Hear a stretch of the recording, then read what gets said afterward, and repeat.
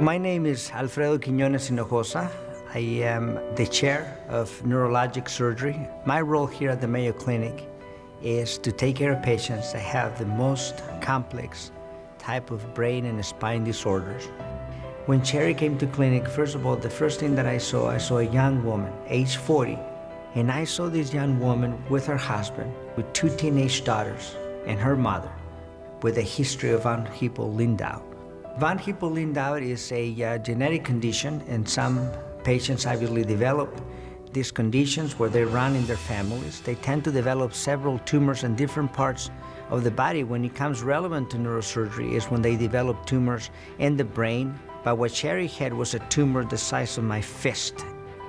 I saw a woman in a wheelchair because she couldn't walk anymore. I saw a woman that was beginning to have more difficulty controlling her daily functions.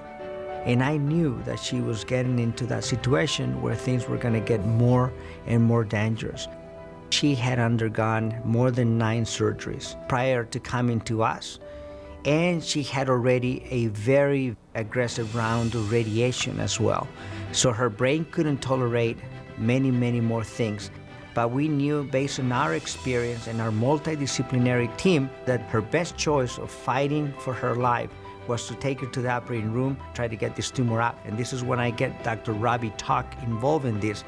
People with von Hippel-Lindau disease have typically tumor lesions that grow in a very uncontrollable way, and there is sometimes multiple of them, and they are very, very difficult to take out. Okay, so 2 things. One of the things that you have to consider about these tumors are the extraordinary challenges when you take a patient like this into the operating room. The first thing that you have to consider is that they're so vascular that at the moment that you go in, these tumors can basically explode in front of you, and then suddenly the field is saturated with blood and you don't know exactly what wires you're disconnecting, so you can leave the patient, completely incapacitated, unable to swallow, unable to breathe. Heart can stop suddenly in the operating rooms. All those things are the risk associated with surgery. We saw her problem to be challenging, and we got ready. So we designed, Dr. Robbie Talk was going to go in with the small little catheters and inject the small nanoparticles that would allow the tumor to die from the inside out, deploying technology that only a few people in the world can do. But that actually came from the fact that we are familiar with that technology, that we get to use it in the laboratory every day. You have to be someone who is constantly working in research and in education and trying to use all that knowledge back into the patient. Now, when it comes to surgery, what we did differently is we lined up a microscope and we worked with 4 hands together. And we were able to come in and surround this tumor, and we were able to get the tumor out completely. The images show an amazing resection. The images show a dream, an amazingly clean cavity, despite of the fact that this tumor, like I said, was the size of my fist. She's beginning to walk. She's beginning to get out of her wheelchair. She is beginning to be cleared by physical therapy and occupational therapy at the rehab facility. She was shaking my hand. She had much better control of her legs. The fact that she's up and about tells me that she is just amazing. After surgery is done, there is a lot of research. We analyze the genes, we take blood samples. This is essential because we're looking at how to fight this disease. To me, what is inspirational is the fact that the knowledge that we have acquired through taking care of her are the tools that we are using and will continue to further develop, so that way we can take care of her daughters. One of them has a lesion, we're monitoring, no issues, and the other one is being tested. And we're using all those resources and all that knowledge at the Mayo Clinic to take care of the next generation. And I think that that's another reason why this story needs to be told.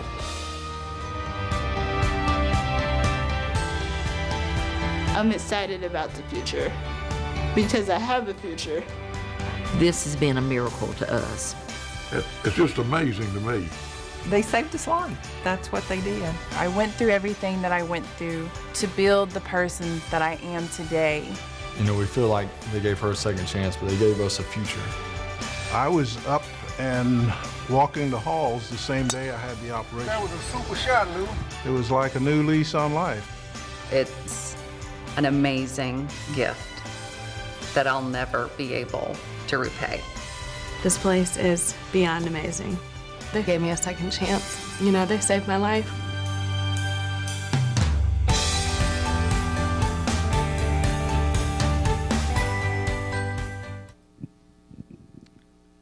Passion, making a difference in people's lives. I told Dr. Tan after that video, there's nothing else I can say honestly, that it's more powerful than what you just saw in the story of our patients and Cherry. And every time I see that video, I get this, this burning in my eyes and this throat, this just knot in my throat that just really tells me how blessed I am to be able to do what I do, Dr. Tan, and to be with all your audience here today. And thank you for inviting me, honestly. And that's what I didn't want to say much, because the reality is, at the end of the day, I feel blessed that your, media team actually in the back, they were the ones who put this amazing story together. And I'm very blessed to be part of the Mayo family. As a neurosurgeon, Dr. Q, how do you think about making a difference in people's lives every day? Well, I think that the first thing that I think about it as a neurosurgeon is that we're given a gift every single day. And I think that my colleagues feel the same way. Imagine this amazing organ that is inside of our skull. And I think organically, naturally, our skulls were not meant to be open. So I feel that every single time we go and we venture into the operating room, that patient, that family gives us as physicians and surgeons a gift. And the way that I try to pay back that gift that I'm given every day is by, number one, trying to become a better surgeon. Number two, trying to become a better researcher and trying to push the frontiers of science. Number three, trying to become a better educator, so that way the people around me, our students, people like Rowan, Rachel, Paula, Beatriz, who are in the back actually in our laboratory, they become better researchers and try to find cures for brain cancer.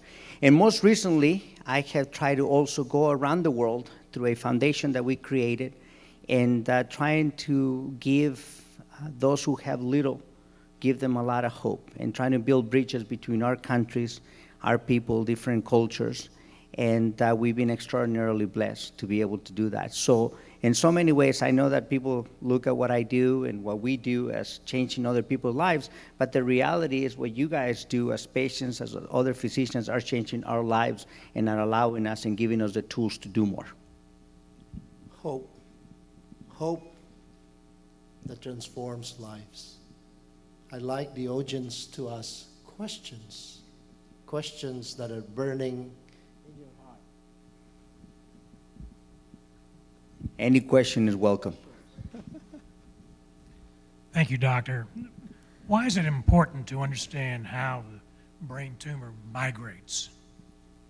I think that one of the challenges that we have, and we knew that back in the early 1900s, is in 1928, there was a paper that was published in the Journal of the American Medical Association in JAMA.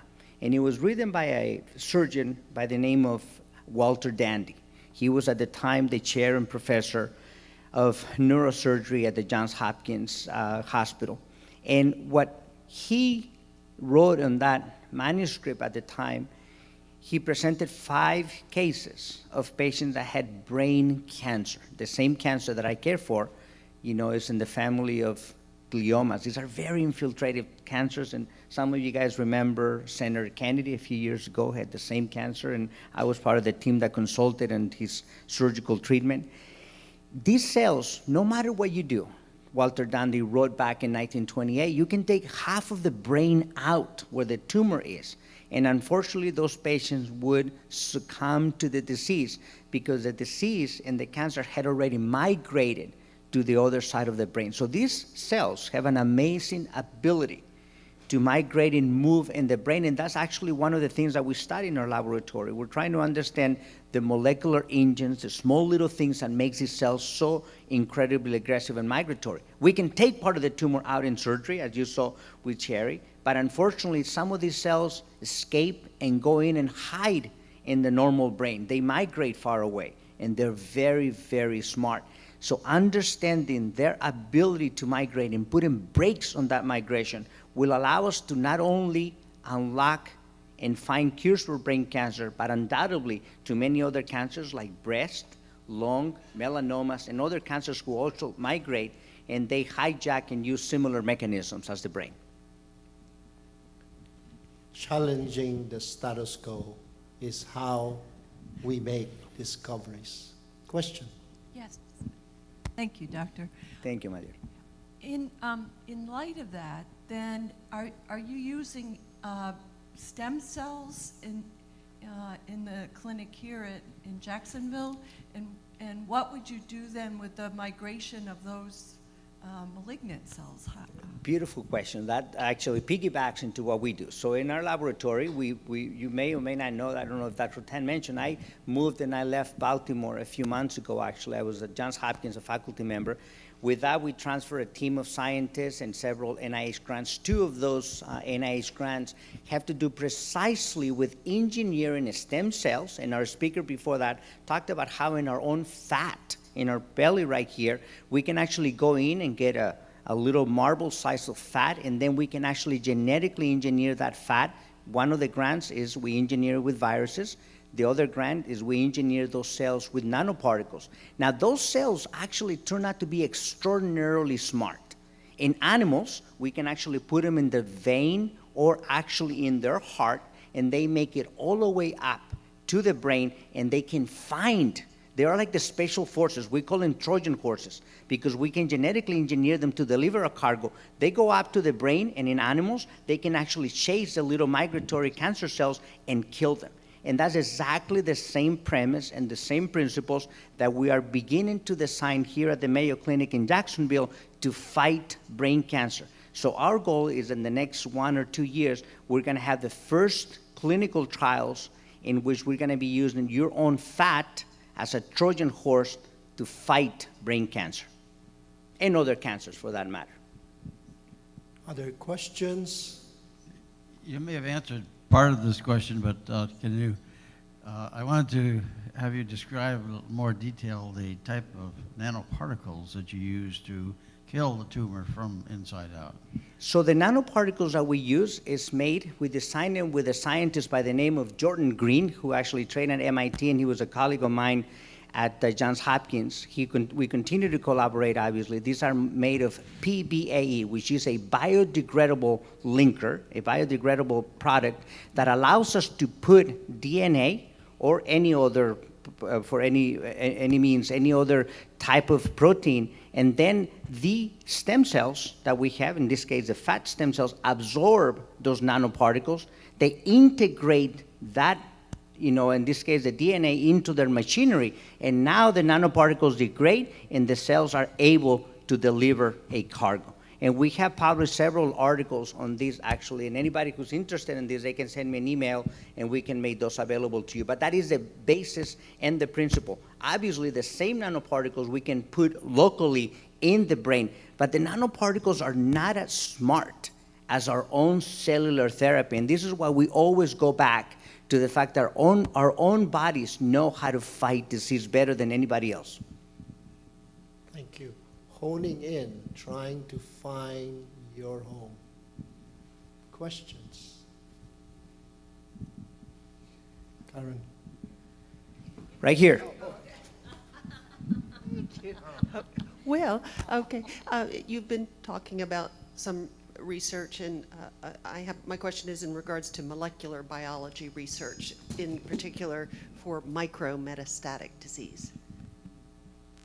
Beautiful question. So the thing about cancer, I go back to the issue of micrometastatic disease. So in the brain cancer, the way that we understand it to the best of our abilities, remember, brain cancer 100 years ago, we didn't even do surgery. 99% of patients who had brain cancer surgery died.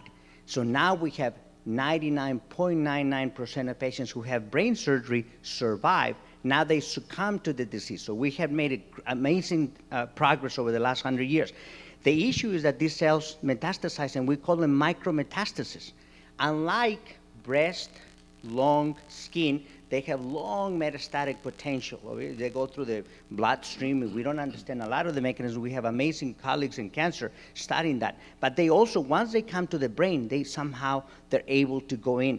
So I would say that when we look at the molecular biology that we are doing in our own laboratory, for instance, we put these stem cells from brain cancer, we put them in these small nano ridges, are called nano ridges, that we designed with a scientist by the name of Andrei Levchenko. He was a colleague of mine at Hopkins as well.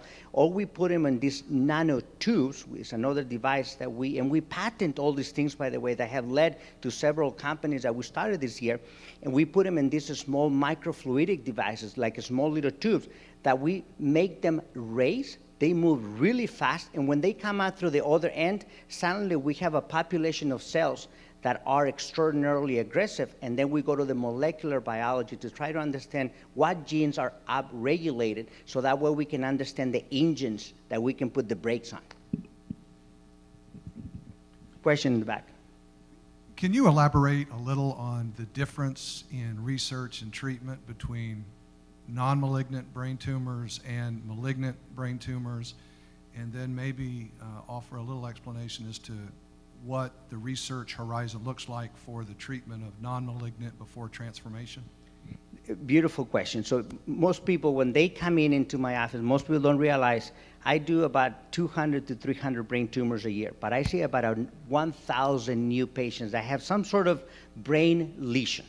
And within those brain lesions, many of them are benign or non-cancerous. I call them non-cancerous brain lesions because nothing that is on the brain should ever be called benign, because just the fact that they're there, they shouldn't be there, even though they're not considered cancers. For instance, the meningiomas, the pituitary adenomas, the majority of them, and I see Dr. Woodman's here in the back, who's the director of the Pituitary Center, those are not cancers that tend to be very aggressive, migratory, and invasive, and they actually can be carved out most of the time with surgery when needed, and if they become symptomatic. The difference between those tumors, the molecular biology of those tumors, is extraordinarily different than the molecular biology of the family of tumors who are invasive, the ones that I alluded to, the gliomas, senator candidates tumors, or the cancers that come from the skin, lung, or breast up to the brain. I would say that the treatment for the majority of patients who have malignant brain cancer is a combination of surgery, radiation, and chemotherapy, all three things, versus those that are not considered cancers. The majority of them are either observation, as you hear me when I said 700 of my patients, I see them and I said, there's nothing that we should do about this, or sometimes surgical resection. Very few times that surgical resection is followed with radiation. So you can see there's a tremendous divergence. The future, I would say, is for those patients who have malignant cancer, is going to be to understand the breaks, understand the way that we can use the stem cells to treat them and cure them. And for those that are not cancerous, the meningiomas, the pituitary adenomas, I think the future is going to be in the use, and not only in the use of surgical techniques, minimally invasive surgical techniques, but also in the ability of use other treatments like radiation treatment and sometimes even stem cells to be able to stop the growth of those tumors. Because those patients are symptomatic not because the tumor is cancerous, it's because the tumor keeps growing and growing and sometimes can have severe consequences on the patients. It's like a monster in a cage. So be That's careful. exactly right. Yeah. So, Dr. Q, as a neurosurgeon, tell us your journey, tell us your passion. Well, my journey is, a lot of people know, I came from Mexico when I was 19 years old. I don't hide the fact that I came to this country as an undocumented migrant farm worker, and landed in the fields of California, where I began working in the fields, picking tomatoes. I always joke around with my kids at the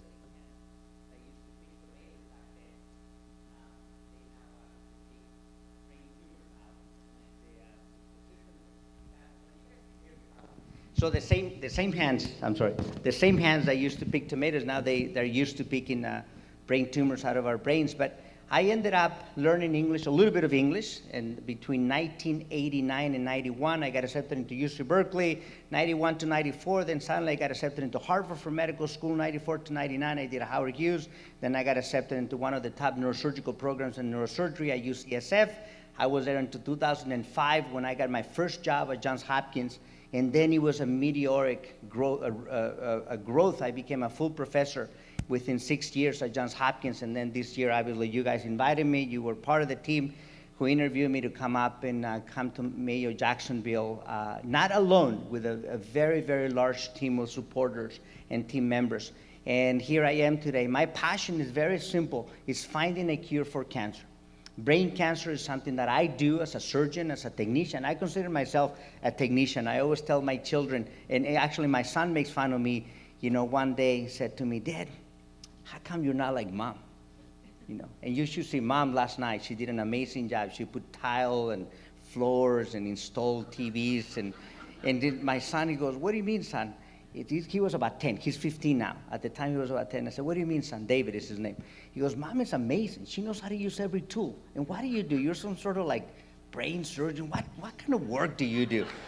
So he's right, and Mom is amazing. So then fast forward, like about a year later, here we are in Washington, D.C. I'm in the House of Representatives. I'm getting some sort of award. He's sitting at a round table with very important people, and I have to give a talk just like today, and I show a little video of me doing brain surgery, and his eyes just, boom, dilate, and I'm thinking to myself, I am the man. My son knows that I am the man, that I know what's up. So I go and sit on the table with him, and I say, "David, what do you think?" And my son goes, "Dad, I didn't know you knew how to use the drill." That was the craniotomy. "You're almost as good as Mom." And it is true. What I do, I'm a technician. I mean, you can train people to do what I do. I just happen to be blessed that a lot of patients and a lot of people allow me to do what I do in the operating room. But it is a passion that I have to finding cures, new technologies, implementing the knowledge that we have in the lab. I have a passion for teaching, research, and nowadays for going around the world and trying to build bridges and trying to give hope to those who have very little. Thank you. Thank you. Hope, vision, and focus. You see, you have to hope, and you can transform. And Dr. Q is one of an example of a person that has transformed not just his own life, but transformed other people's lives and have ripples around everyone. Questions? Question right here in the back. We got it. Okay, I was gonna move fast. Good morning. Thank you, Dr. Q. That was a very inspiring story you have. Your own story is very inspirational. Now, my question is actually, with all the patients that you have taken care of, what was your most challenging and how did you overcome that and inspired yourself that you actually could help this person of all the people that you helped throughout your medical career? It's an amazing question because every case that you do, obviously, they're like your children, and you're proud of all of them, and you feel so blessed to be able to do what you do. And I guess that my greatest blessing is not so much the education and the awards that I have gotten through the years, is the fact that the patients continue to trust me with their lives. But it is true, though, that the ones that you tend to remember is a handful of patients that I have gone into the operating room, into that arena that is sacred, and I have not been able to come out of the operating room triumphant, or that despite of my best efforts, they had tremendous progression of the disease. And you can count them with one hand, and I can tell you the date, the room where I was, how it happened, what happened, and I never forget those moments. I remember I'm actually working on a second book that I'm writing about is 7 stories, how they converge. This one is going to be published actually by the same company, by Disney actually. And it is a story, one of the stories that I tell is a day that I was supposed to be one of the 50 people invited to the White House to have a dinner with the president. I never forget, it was on a Friday, and I come in and I'm supposed to take the tumor, same as the one that you saw, but this one was in the dominant hemisphere, and it was a highly functional executive of IBM, and I was doing it awake and everything. The surgery lasted about 8 hours, and I was done by 4 p.m., and my wife was supposed to wait for me outside of the hospital at Johns Hopkins to drive us to Washington, D.C. to have this special private dinner with the President of the United States. And I never forget that suddenly he is awake and he begins to deteriorate, and then the whole world collapses and around this human being. And I completely lost track of time. Next thing I know is 11 p.m., and my wife had been waiting out there. She realized, she called into the OR front desk and realized that I was actually in the operating room back trying to save these patients' lives. And I can tell you that those moments, obviously, they really weigh on you. And I think that, to me, those are the stories that are inspiring, and they allow me to keep fighting and fighting to try to find. This was a non-cancerous tumor. You know, I linked to the question in the back.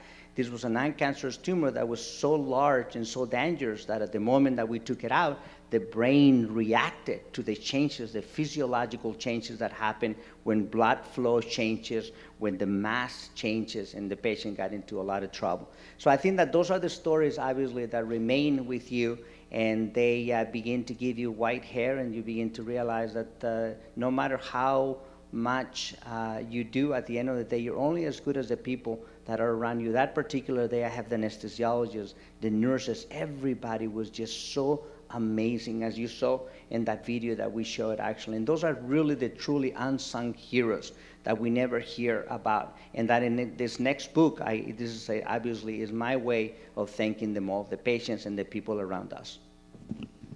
Thank you very much, Dr. Q.